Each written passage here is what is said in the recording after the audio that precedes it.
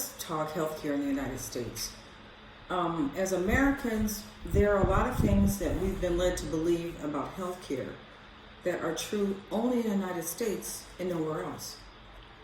Only in the United States is the term medical bankruptcy even a thing. I've been living outside the United States since 2017 in a variety of different countries. And I've had planned, scheduled, and emergency health care in all of them. And I can tell you without a doubt that even in a poor developing nation like Madagascar, where I live now, the level of medical care that I get here is excellent. I get a much more personalized service from my physicians and other medical professionals. The cost is so cheap, you're thinking they must have forgotten to charge me something. And if the language is an issue, I just pull out my phone and call one of my English-speaking friends and give it to the doctor and they can translate. It's not a big deal.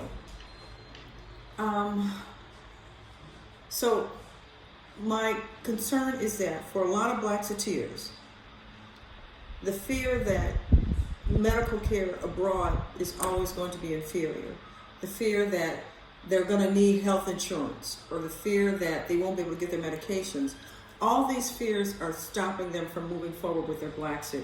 And that's why with this Friday's live call on Blaxit Forward, we're going to do a deep dive into healthcare abroad without fear. This is going to be October 10th. I have been fortunate to live in 2 countries with the Peace Corps where I had full medical and dental coverage. But then in each case, I stayed on after my Peace Corps service was done, and then I was on my own, no insurance. When I left the U.S., the first time I was too young for Medicare, but I was automatically signed up for Medicare while I was abroad, which I didn't want, but I didn't have a choice. Then when I came back to the U.S., I was told that, well, because you didn't sign up for Medicare Part B right away, you're going to have to pay a penalty. Yeah, that's true. So I paid the penalty. It was like $17 a month. It was not a whole lot of money. But then I appealed that penalty and I won. Yeah, you can do that. So then when I left the country, I canceled it because I didn't need it. Why pay $200 or $179, whatever it was, basically it's $200. Why pay that every month for something I'm not going to use? Then when I came back to the U.S. to get ready to sign up for Peace Corps the second time, Peace Corps, I had to go through their medical and dental clearance, and it takes months. I mean, they want every test known to man. Because I was over 65, I had to get bone density. I had to get another pap smear, even though over 65 you shouldn't have to, but Peace Corps wanted it. You know, a lot of blood work, a lot of stuff, a lot of imaging, just stuff. So I went ahead those 4 months, got everything I needed, and then when I left the U.S. to join Peace Corps the second time, I canceled Medicare again. And the woman at the Social Security office was so kind. She says, Lisa, if you ever come back and need to sign back up, it's no problem. Just one form you fill out. And the last time, she even backdated it to the first of the month, so my coverage started immediately. So we've been told to fear not having Medicare. We've been told to fear getting medical care abroad. But what sense does that make? Because medical tourism is real. People in the United States and Canada go to places like Turkey, India, Mexico, Panama, the Czech Republic, Thailand. There are all sorts of medical care. And I remember seeing an article, this one couple decided to go to Thailand for some heart surgery or something.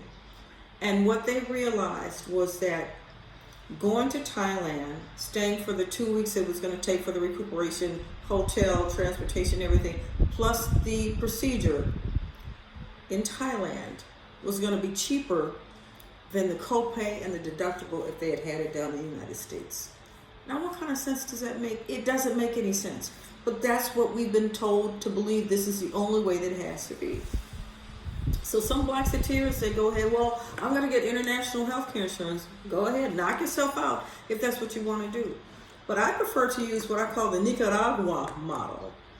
there's this white guy, I put the link in the description of this video, that has posited that you don't need health care insurance abroad. And I agree with him, and I don't have health care insurance, and I'll be 69 in 2 weeks.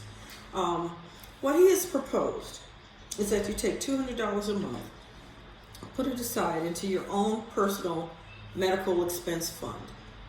And all your medical expenses that you encountered in the year, you just use from that fund. 200, adding up every month. At the end of the year, you can blow that money on whatever you want, and in January, you start up again. As opposed to sending, say, that $200 off to some medical premium.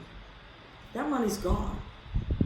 And if you need service, you need just a prescription or just a consultation, you're going to be out of pocket, and then trying to submit forms, and then there's a deductible, so you got to spend $5,000 before you get anything back. You know how it is. So it's just so different outside the U.S., and because the U.S. model is only true inside the United States, we've got to learn to let that go. So my deep dive into medical health care abroad without fear.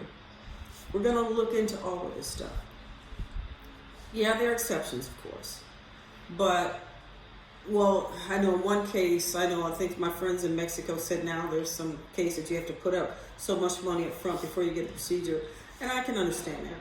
But as I said, for the most part, around the world, you're going to get excellent health care for a fraction of what you pay in the U.S. So if you're interested, please join us on Friday's call on 10th of October, 8 a.m. Pacific, 11 a.m. East Coast, which is actually 6 p.m. here in Africa. And we're going to deep dive. It's a live call. You can ask me whatever questions you want. The link is down below. If you join the Blaxit Forward community, you get a 7-day free trial. And come on into the Friday call. And if you decide to stay with the community, it's only $9 a month or $50 for the whole year. You can't afford not to join, because not only are we talking about healthcare this week, we're going into just everything you could possibly even think to ask as you start to plan your Blaxit. Because my goal is to get as many black folks out of the United States and claiming their true better lives abroad as possible. It doesn't have to be like this. You deserve better. And Blaxit Forward, we're here to make it come true. So I hope you'll join us. The link's below. And once you join the Blaxit Forward, the community, as I said, 7-day trial, you go into the calendar and you'll see the link for the call. So thanks for your time, and I hope to see you inside.